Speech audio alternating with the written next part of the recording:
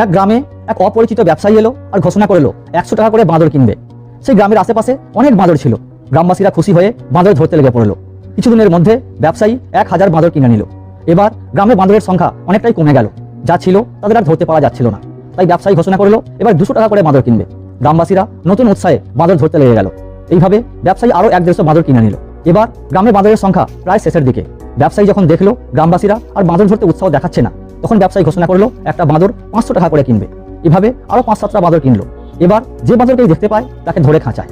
এরপর ব্যবসায়ী একদিন গ্রাম থেকে অনেক দূরে চলে গেল একটা কাজের জন্য, আর ম্যানেজারকে রেখে গেল।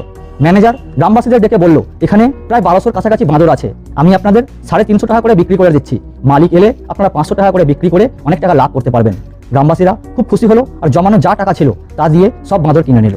এরপর গ্রামবাসীরা না ব্যবসায়ীকে দেখতে পেয়েছে আর না ম্যানেজারকে, শুধু চারিদিকে বাঁদর দেখতে পেয়েছে। ফ্রেন্ডস, এটাকে বলা হয় স্টক মার্কেট।